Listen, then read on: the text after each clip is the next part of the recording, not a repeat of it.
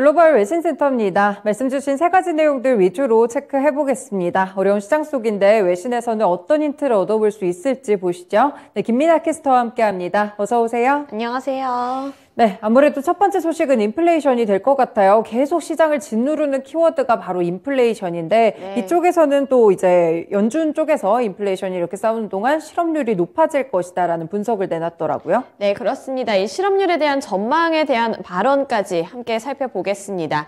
월스트리트 저널 보도 내용이고요. Higher unemployment rate looms as the Fed fights inflation. 이번에 인플레이션 가운데 실업률에 대한 전망치 자세하게 살펴보시죠. 미국 연준이 인플레이션을 억제하기 위해 긴축 정책을 펼치는 동안 미국의 실업률이 높아질 것이라는 전망이 나오고 있습니다. 이 부분에 대해서 조금 더 자세하게 설명을 해드리자면 미국 정책 당국자들은 올해 초에 예상했던 것보다 향후 2년 동안 실업률이 다소 높게 나올 것이라고 예상하고 있는데요. 지난달 실업률은 3.6%로 팬데믹이 덮치기 이전인 2020년 3월에 기록한 반세기 만에 최저치였던 3.5%를 거의 회복한 상태였습니다. 제롬 파월 미 연준 의장과 다른 당국자들은 최근 인터뷰를 통해서 경제 연착륙 가능성과 함께 실업률이 오를 가능성도 함께 언급을 했는데요.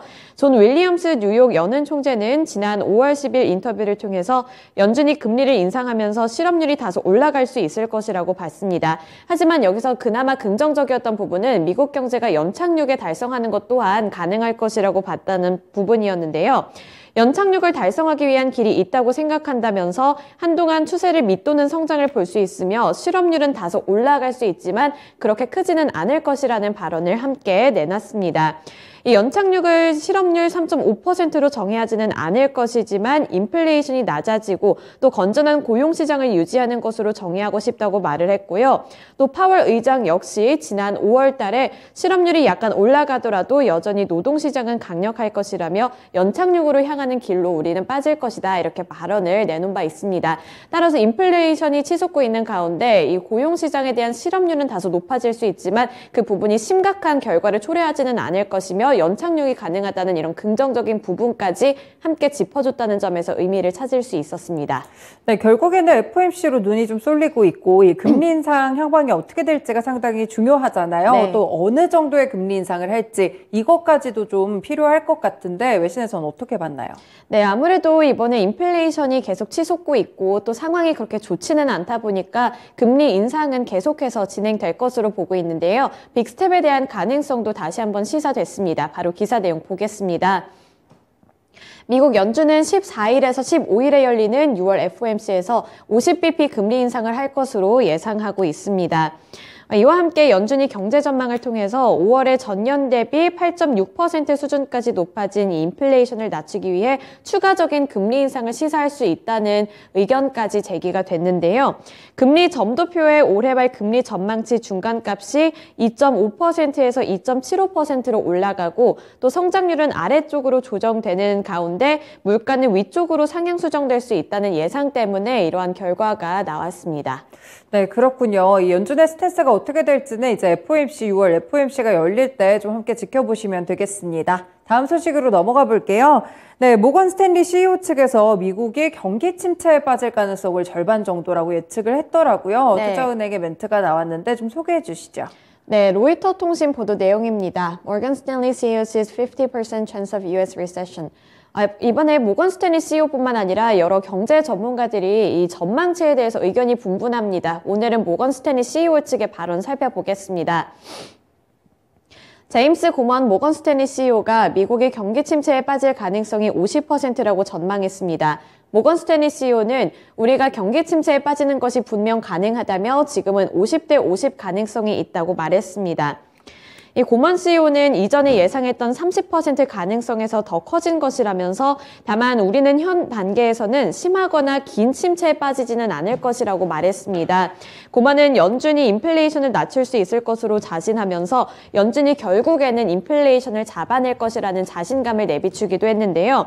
이 과정이 험난하기는 하겠지만 이에 따라서 이 퇴직연금 수익률도 올해 하락할 것으로 예상하면서 좀 부정적인 부분도 있지만 결국에는 인플레이션을 종료시킬 수 있을 것으로 봤습니다. 이 고만은 지난해 8월과 9월에 내부위원회에서 침체 위험을 논의하기 시작했으며 당시 인플레이션이 예상보다 훨씬 더 지속될 것이라는 부분은 분명하다고 말을 했는데 이 부분에서 이 멋진 신세계에 있다고 말을 했습니다. 이 멋진 신세계의 경우에는 삶의 방향성이나 뭐 이런 삶이 개선되는 방향으로 변화하는 동시에 추가적인 문제가 생길 가능성도 있다는 부분을 이렇게 의미하고 있는데요. 이런 점을 살펴봤을 때 앞으로 결국에는 좀 좋은 방향성을 잡게 될 것이지만 그 길이 험난할 것이라는 점을 시사했다는 점을 알 수 있었습니다. 네, 그렇군요. 그리고 이 미국의 또 기대 인플레이션이 올랐잖아요. 그 네. 부분은 어떻게 된 건가요? 네, 이 미국의 1년 기대 인플레이션은 상승했습니다. 바로 기사 보겠습니다.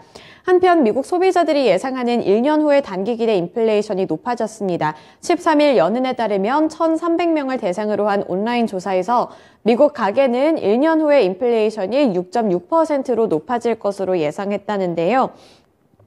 이는 지난 4월의 전망치인 6.3%를 웃돌았습니다. 또 중기 인플레이션 기대는 정체된 흐름을 보여줬는데 이렇게 높은 에너지 가격이 한 몫을 하게 되고 또 팬데믹이 계속 지속이 되고 있으며 또 지정학적인 리스크가 부각받으면서 이런 결과물이 도출이 됐습니다.